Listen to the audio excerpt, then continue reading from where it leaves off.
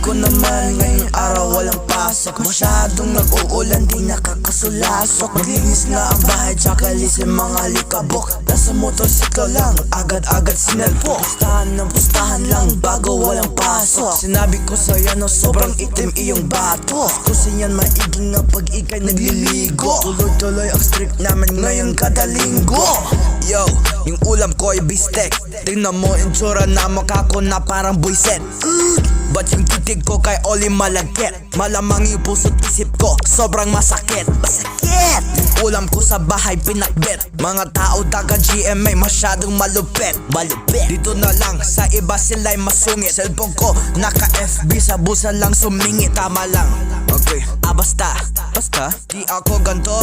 Amats lang, akala mo'y putok, tawas lang. Baho! Nasa IG, PM lang, PM po. Basta, tunaw na ako sa aking damdamin ko. Lahat ng motor namin Kawasaki Barako. Laging pinipilit siya, minsan akala ko papalagpad din pa may pustahan, inisip ko. Alam ko naman ngayong araw walang pasok. Masyadong nag-uulan, di nakakasulasok. Maglinis na ang bahay, tsaka lisin mga likabok. Nasa motorsiklo lang, agad-agad sinelpo.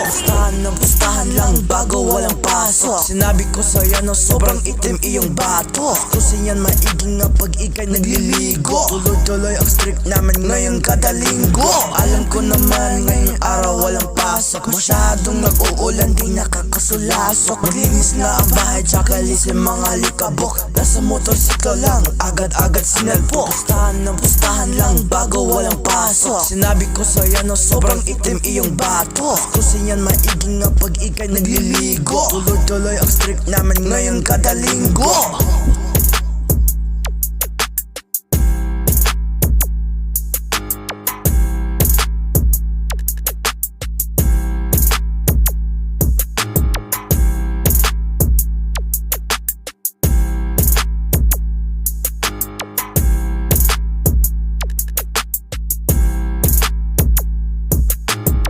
Wala daw pasok? Oo, pre, walang pasok. Bakit walang pasok? Suspended daw eh. Ilang araw na akong hindi natututo. Hindi ko na kaya to.